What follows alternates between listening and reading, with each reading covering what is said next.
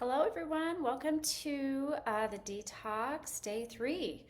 And how's everyone feeling?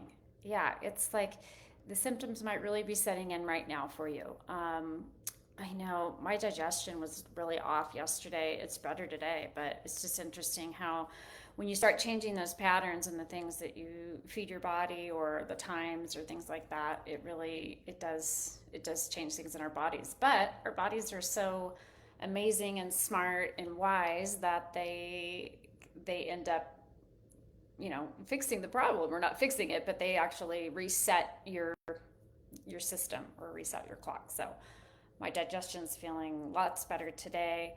Been sleeping pretty good. Actually, I'm not a great sleeper usually. I'm a pretty light sleeper, but I feel like the past couple of days I've really slept well, and yeah, feel better today. Felt kind of tired yesterday.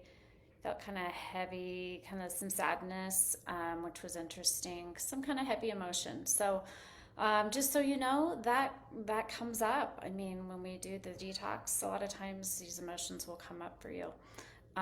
So yeah, just take a moment to acknowledge them, allow them if that's happening for you, and then maybe journal a little bit around that, and just kind of uncover what's there and what's going on for you.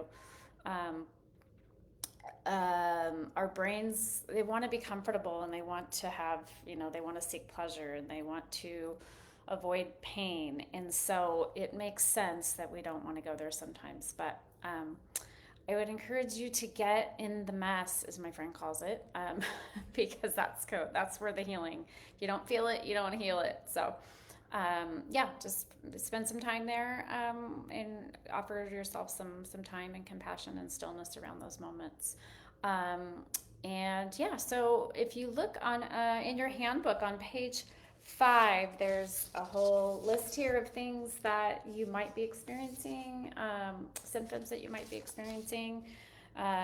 You might have better digestion, or digestion might be getting better. It might not be, you might not be having issues with that.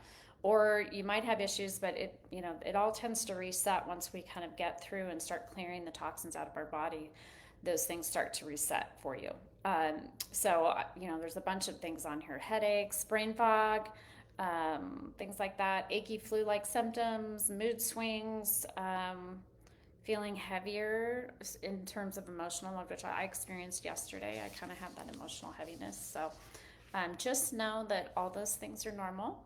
Um, yeah, and so going forward through the next couple of days, you should start feeling pretty good. So you should be able to, by the end of the week, you should be having energy, you should be sleeping well, your digestion should be good, and you might just be feeling lighter overall. You might have lost some inches.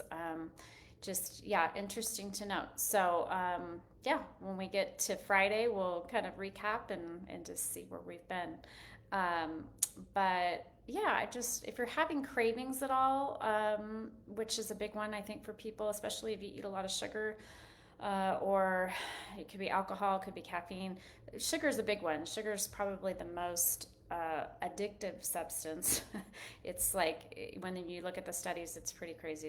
It's more addictive than cocaine. So our brains love sugar. So it gets used to those pathways and being fed that, and those reward pathways. So if you're having those cravings for sugar, just know that that's your brain telling you, it wants to seek pleasure, it wants to be comfortable.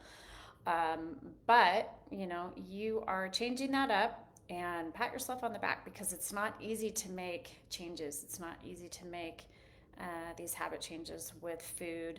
Um, and just really any change in general, but especially food, especially around sugar. It's difficult because it can become very addicting for us in our brains. So just know that, like, once you get through that, it's usually like 3 or 4 days. If you really have a strong sugar addiction, it's really about 3 or 4 days, and you'll start to notice that, like, you're not having those cravings as much anymore, and you're not really missing the sugar. So I would encourage you to really if you can cut out one thing out of your diet to help you feel better, it would be to cut out sugar.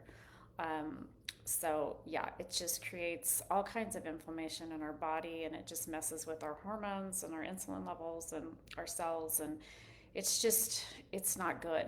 But the problem is, like, our brains are addicted to it. So, yeah, just making the choice really on purpose to tell yourself that you're not doing that and that you're making changes for your body, and that you're moving forward, without, in health, and moving away from those sugars and those maybe habits that aren't so healthy for us. So, yeah, I'm trying to think if there's anything else to talk about.